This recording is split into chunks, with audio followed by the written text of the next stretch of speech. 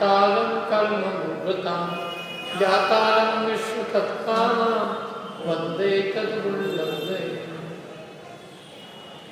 शुद्ध ज्ञान तक की चर्चा अपनी हो गई। कुछ उसमें कुछ प्रश्न हो आप लोगों को तो पूछ लीजिए। कोई प्रश्न है? शुद्ध ज्ञान समझ में आ गया? शुद्ध ज्ञान की रचना कैसे होती है? अक्षरों की। शुद्ध ज्ञान के कितने भेद हैं? शुद्ध ज्ञान के कितने भेद हैं?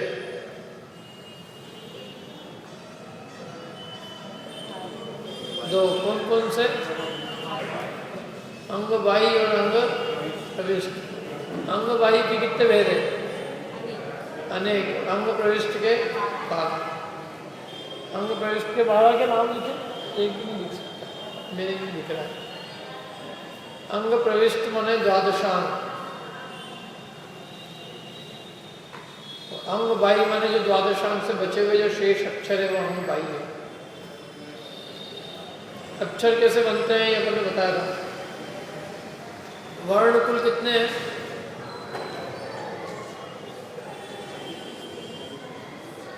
कितने वर्ण?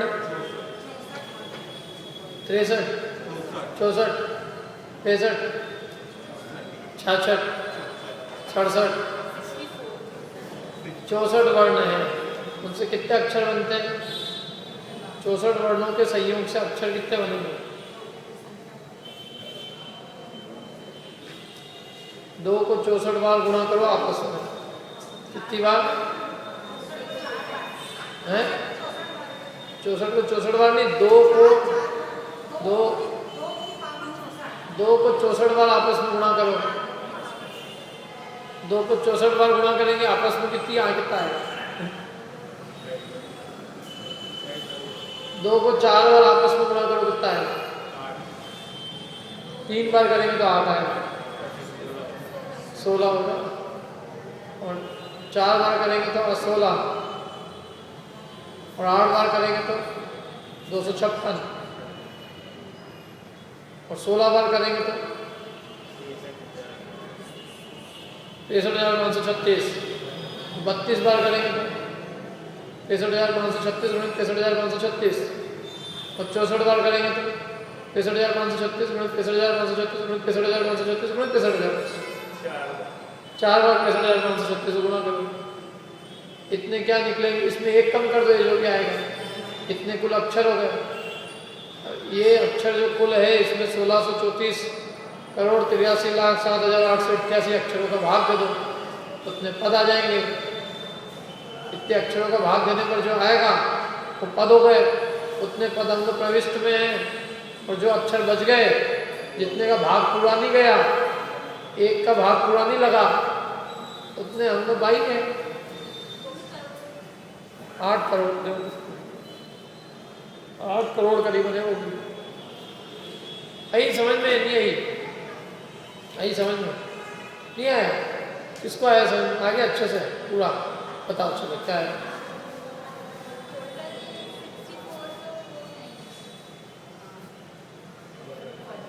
वर्ण है, पद है कि अक्षर है? हाँ, उसमें 1634 करोड़ अक्षरों का एक पद है तो अपन पद निकाल सकते हैं। कितने पद बनेंगे? 1634 करोड़ अक्षरों का भाग दे दो जितने कुल अक्षर है उसमें, तो 112 करोड़ कुछ पद आ जाएंगे। तो बाकी जो भाग देने के बाद में भी जब पूरा भाग नहीं जाएगा, थोड़ा सा जो बच जाएगा, तो जितने बच गए अक्षर वो अंग बाही में है। 1006 का उदाहरण दिया। ठीक है? आया समझ में कि नहीं आया?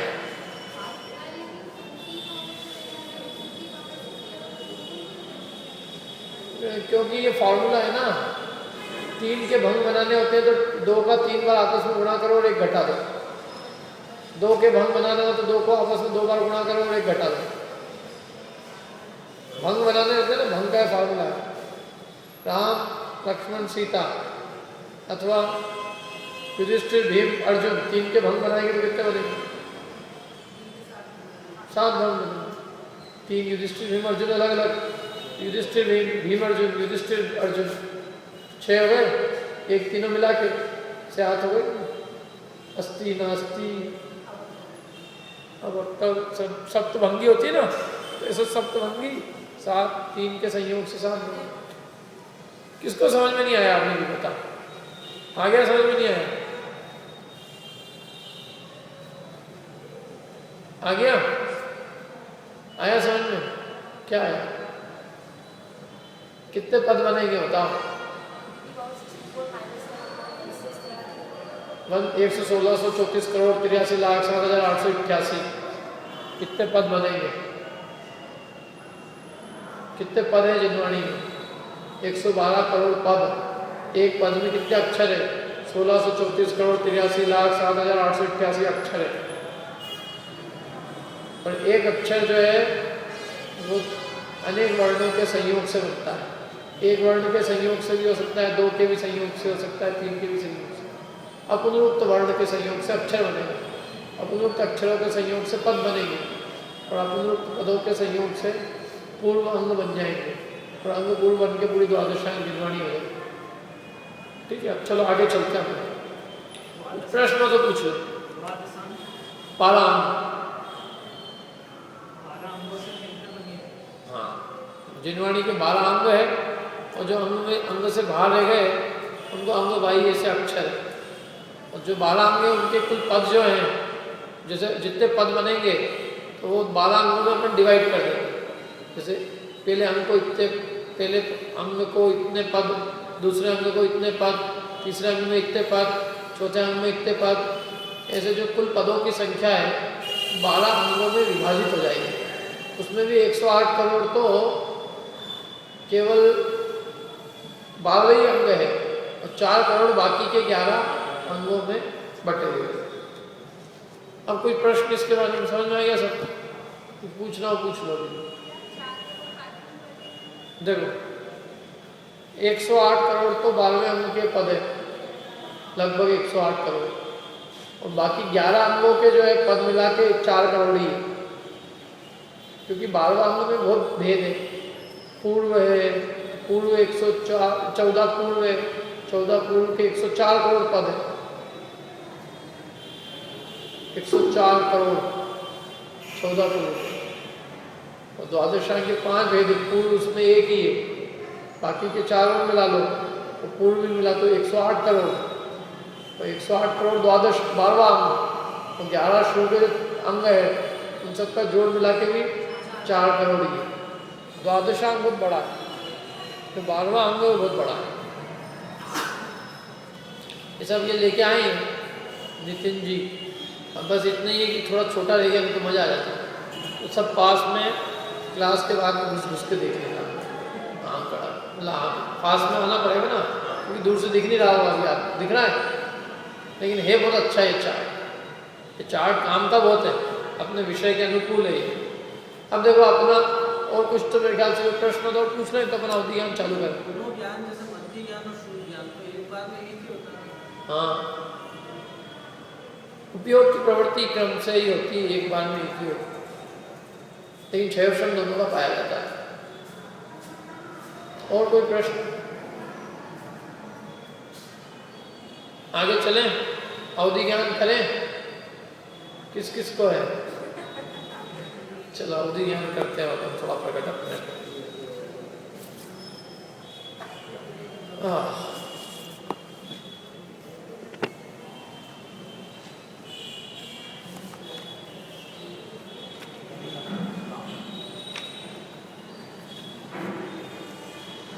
सूत्र नंबर 21 21 प्रथम परोक्ष प्रमाण का कथन समाप्त हुआ। पेज नंबर 33, तत्वार्थ सूत्र ये वाली पुस्तक, पेज नंबर 33। मिल गया सबको? सेकंड पैराग्राफ, परोक्ष प्रमाण का कथन समाप्त हुआ। कैसे समाप्त हो गया ये? परोक्ष प्रमाण के कितने भेद है? कितने भेद है परोक्ष प्रमाण के? 2। मध्य और शुद्ध दोनों का कथन पूरा हो गया। अब प्रत्यक्ष प्रमाण का वर्णन करते हुए सबसे प्रथम अवधि ज्ञान का कथन करते हैं। प्रत्यक्ष ज्ञान में सबसे पहले किसका नंबर है? अवधि ज्ञान का, इसलिए उसका पहले कथन करते हैं। अवधि ज्ञान के दो भेद हैं, भाव प्रत्यय और क्षयोक्षम निमित्तक, दो भेद। उनमें से प्रथम भाव प्रत्यय अवधि ज्ञान के स्वामी बतलाते हैं। और भाव प्रत्यय अवधि ज्ञान के स्वामी कौन जीव है? भाव प्रत्ययो अवधिर देव नारकाणाम, बोलो। भाव प्रत्ययो अवधिर देव नारकाणाम। भाव प्रत्यय अवधि ज्ञान देव नारकियों के होता है। किनके होता है? देव नारकियों। इनके स्वामी बता दिए। भाव प्रत्यय अवधि ज्ञान किनके होता है? देव नारकियों। भाव प्रत्यय किनके होता है? इसके माध्यम से भाव प्रत्यय को थोड़ा समझा भी दिया कि भाव ही जिसमें कारण है उसको भाव प्रत्यय अवधि ज्ञान कहते हैं। प्रत्यय माने कारण, तो भाव मिलना ही जिसमें कारण है उसका नाम भाव प्रत्यय अवधि ज्ञान है। यदि ये भाव मिलेगा तो अवधि ज्ञान नियम से वही होगा। क्या माने? आप यदि उस भाव के धारी हो तो अवधि ज्ञान नियम से प्रकट होगा ही होगा। ऐसा नहीं हो सकता है कि अवधि ज्ञान ना हो। भाव मिलना ही उस ज्ञान के होने का कारण है। जैसे यदि आप कबूतर बन गए तो आपको अपने आप उड़ने की शक्ति मिल जाएगी, तो कबूतर बनना ही उड़ने का कारण है। ऐसे भाव मिलना ही अवधि ज्ञान होने का कारण है। भाव ही कारण है, उसको भाव प्रत्यय कहा। ये किनके होता है? देव नारकियों के। देव नारकियों के नियम से वो भाव ही उनके अवधि ज्ञान में निमित्त, मतलब वो भाव होता है उनको। देव नारकियों का जो भाव है उस भाव में उनको नियम से, मतलब सभी देव नारकियों को नियम से अवधि ज्ञान होता ही होता है। जिन जिन को भी देव नारक भाव मिलेगा उन सबको अवधि ज्ञान होगा। कुअवधि ज्ञान सम्यक दृष्टि की तरफ से बात करें, सम्यक दृष्टि को भाव मिलना ही अवधि ज्ञान में कारण है। सुअवधि की बात चला रहा है, अब उनको जो रहे तो कुअवधि, उसकी बात ही नहीं कर रहे, लेकिन उनको भी विभंग अवधि ज्ञान होता है, भाव मिलता है। सम्यक दृष्टि को भी, जो भी सम्यक दृष्टि होगा उसकी बात भी करें यदि अपन, तो उसको वो भाव मिलना ही वो अवधि ज्ञान का कारण बन जाएगा। मैंने उसको अवधि ज्ञान प्रकट करने के लिए क्या करना है? कुछ नहीं करना। देव नारकी का भाव मिलना चाहिए, हो जाएगा। अब आपके मिथ्या दृष्टि को भी तो हो जाएगा, तो उनका भी अवधि ज्ञान सुअवधि कहलाएगा। उसमें एक नियम और होता है कि मिथ्या दृष्टि का जो अवधि ज्ञान होता है वो अंतर्मुहूर्त बाद उत्पन्न होता है, पर्याप्ति पूरी होने के बाद। और सम्यक दृष्टि को प्रथम समय से हो सकता है। अपर्याप्त अवस्था में भी सम्यक दृष्टि के सम्यक अवधि ज्ञान रह सकता है। मिथ्या दृष्टि के अवधि ज्ञान अपर्याप्त अवस्था में नहीं होता। ये नियम है। अपर्याप्त अवस्था में ना अंतर्मुहूर्त, जब वो पैदा हुआ तो सम्यक दृष्टि जीव के तो पैदा होते से अवधि ज्ञान हो सकता है, लेकिन मिथ्या दृष्टि के पैदा होते से अवधि ज्ञान नहीं होता। एक अंतर्मुहूर्त बाद फिर अवधि ज्ञान प्रकट होता है। एक अंतर्मुहूर्त का गैप पड़ता है, एक अंतर्मुहूर्त बाद फिर अवधि ज्ञान को उत्पन्न होता है, उसके पहले नहीं होता। समझ में आ रही बात कुछ? देखो, विशेषार्थ अवधि ज्ञान, अवधि ज्ञानावरण, पेज नंबर 33, और वीर्यांतराय कर्म के क्षयोक्षम से होता है। किन किन के होता है? अवधि ज्ञानावरण कर्म का क्षयोक्षम होगा, वीर्यांतराय कर्म का क्षयोक्षम होगा। वीर होने से शक्ति होनी चाहिए ज्ञान को धारण करने की, ज्ञान का क्षयोक्षम होना चाहिए।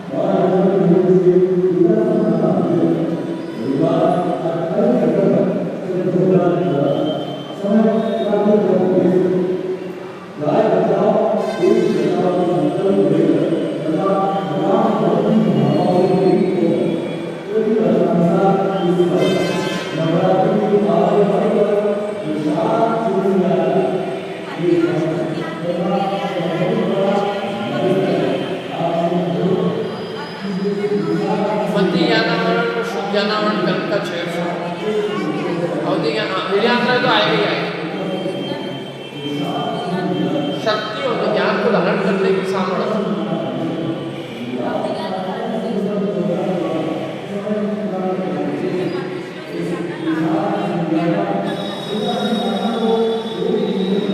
क्या बोल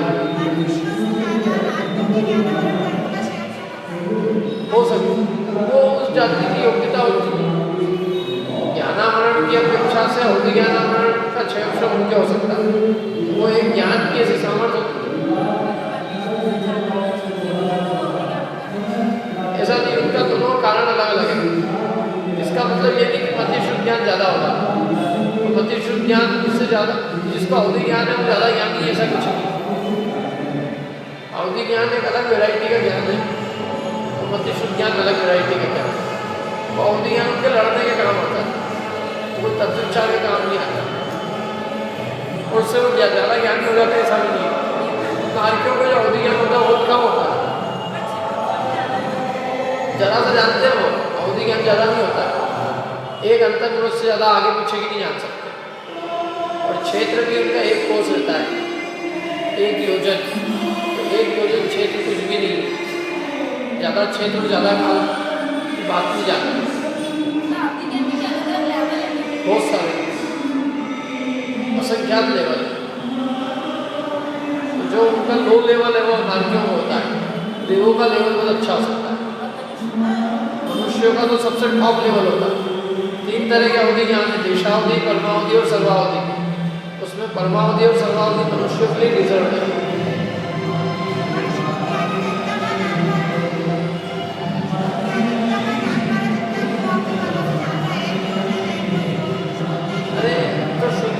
तत्व को जान सकता है, वो बस ये देख सकता है कि कौन आ रहा लड़ने के लिए।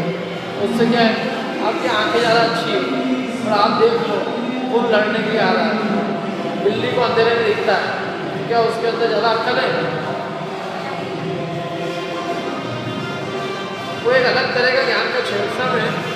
इससे कोई वो विशेष ज्ञानी हो जाते हैं सब आदमी, तो वो उसके लड़ने का काम आता है। खास कौन आ रहा है उसके लिए जाल बिछा के बिठो, घाट लगा के बिठो, रस्सी लगा के बिठो।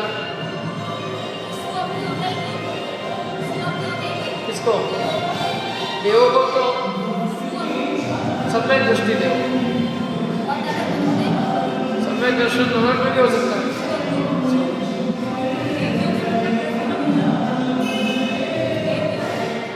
8 मील, एक योजन में कितने 8 मील होते हैं? 8 मील माने 12 किलोमीटर।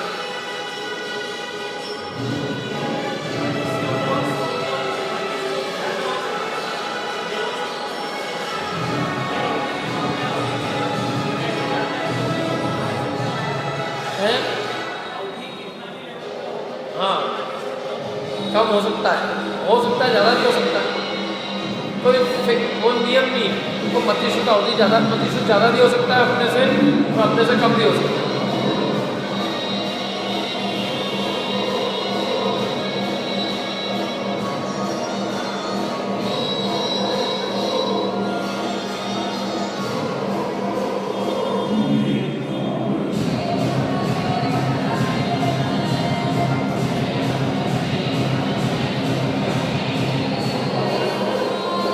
जगह नहीं जाने की साली कसर यही निकालना।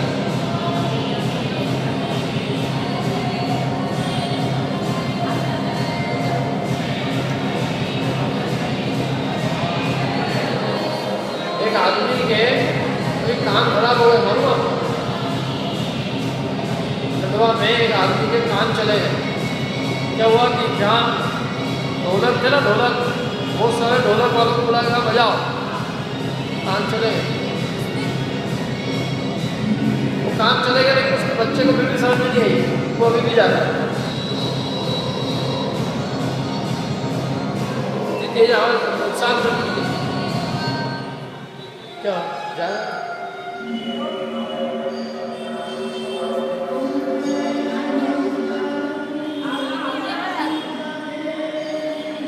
हाँ क्या पूछ रहे थे?